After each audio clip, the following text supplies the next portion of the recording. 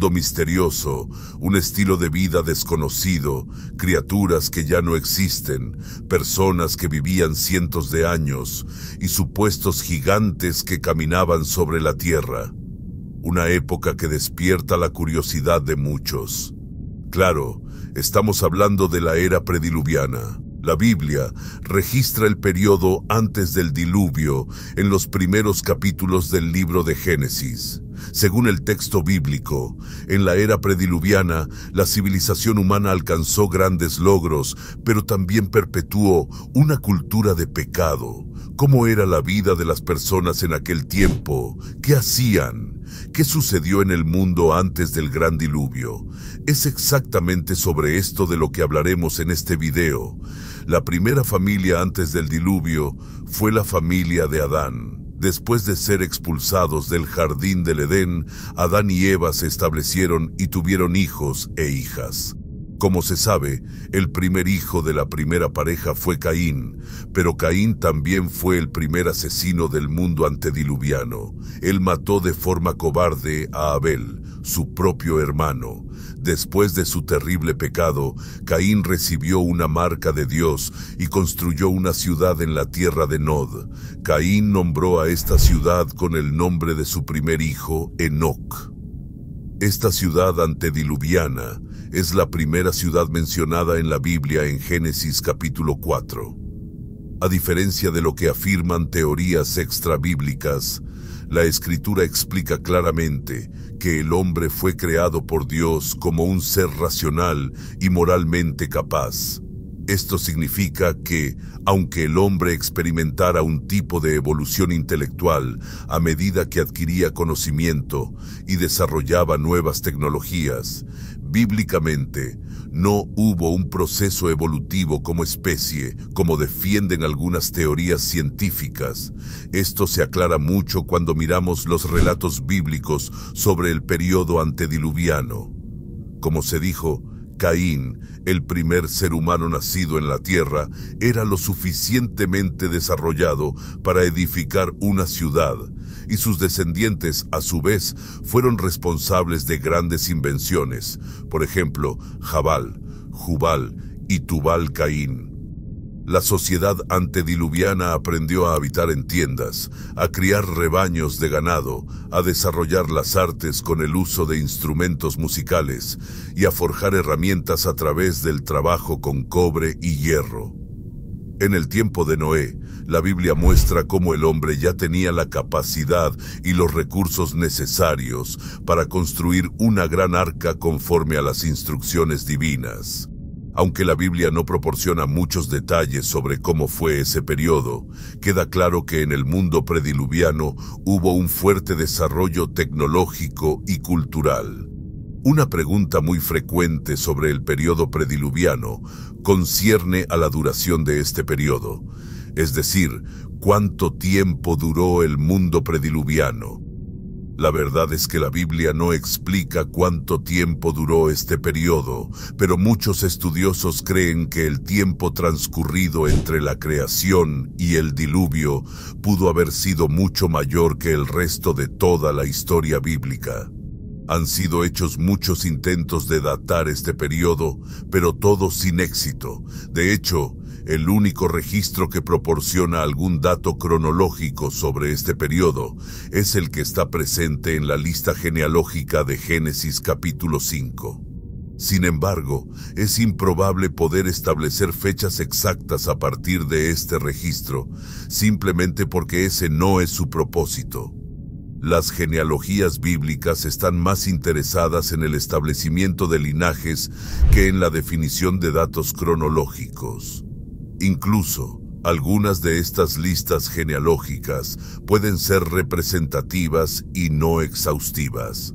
Es decir, puede haber huecos intencionales en estas listas para priorizar a los individuos que tuvieron alguna relevancia en la historia bíblica. En estas listas representativas, cuando se dice que un individuo engendró a otro, esto significa que el primer individuo es el ancestro del segundo y no necesariamente su padre. Esto ocurre en otras genealogías bíblicas, y muchos eruditos creen que no es completamente imposible que esto haya ocurrido en la lista genealógica antediluviana de Génesis capítulo 5. Con base en esta lista, los estudiosos pueden observar que el gran desarrollo experimentado por el hombre antes del diluvio probablemente tenía que ver con la longevidad de las personas en aquel tiempo. Había solo un idioma, y Dios permitió que los hombres vivieran cientos de años. Esto ciertamente tuvo un papel fundamental para el crecimiento tecnológico de aquel periodo y también para la transmisión de la información. El propio Caín, después de haber matado a Abel, no solo no se arrepintió, sino que también consideró que el castigo divino sobre él fue injusto. En Génesis capítulo 6, la Biblia aún dice que en el periodo antediluviano los hijos de Dios se mezclaron con las hijas de los hombres. Es verdad que algunos intérpretes defienden que esto significó una mezcla entre seres espirituales y humanos. En otras palabras, supuestamente ángeles caídos tuvieron relaciones con mujeres en la tierra. Pero la mayoría de los estudiosos concuerda que la interpretación que más se adecúa al texto bíblico es la que dice que ésta se trató en realidad de la degeneración humana promovida por el relacionamiento de personas piadosas con personas impías, de modo que rápidamente la impiedad prevaleció y caracterizó toda aquella civilización. Esto quiere decir que, en aquel tiempo, la línea piadosa de Set fue el ramo de la humanidad que preservó el conocimiento de Dios, pero con el tiempo esta línea se mezcló con la línea impía de Caín y la depravación espiritual alcanzó un límite intolerable.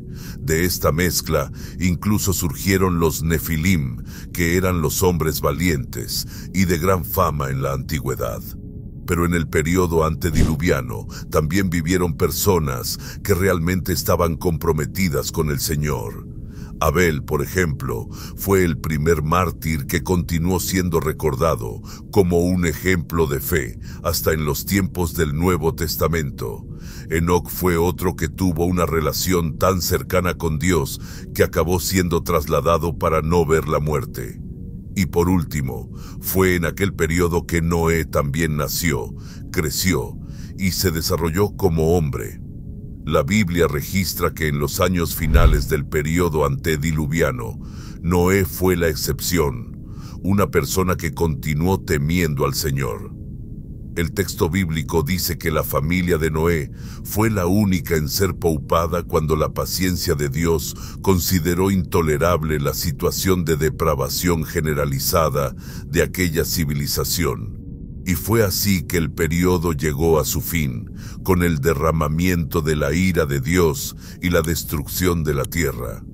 La situación era tan complicada, la maldad estaba en un nivel tan elevado, que el escritor bíblico registra el descontento divino con la humanidad a través de la figura del arrepentimiento, diciendo que Dios se había arrepentido de haber creado al hombre. En el Nuevo Testamento, el apóstol Pedro describe el fin de la historia antediluviana de la siguiente manera: por las cuales cosas pereció el mundo de entonces, cubierto con las aguas del diluvio.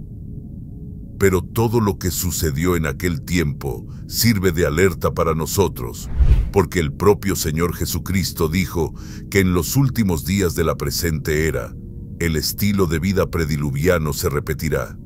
Cada uno vivirá según su propia voluntad, según sus propios deseos, banqueteándose, festejando y relacionándose, pero todos estarán demasiado ocupados para atender al llamado de Dios al arrepentimiento. Entonces, así como ocurrió con la generación diluviana, las personas solo caerán en la realidad cuando el juicio de Dios sea derramado, sin oportunidad de que alguien pueda volver atrás. Incluso Jesús ilustró ese momento diciendo que así como en el mundo prediluviano los impíos fueron llevados por las aguas del diluvio, En los días finales, los hombres impenitentes también serán llevados de este mundo por el juicio de Dios. Ahora escribe en los comentarios qué piensas sobre cómo era el mundo prediluviano. Si te gustó este video, suscríbete al canal si aún no lo has hecho. Dios te bendiga.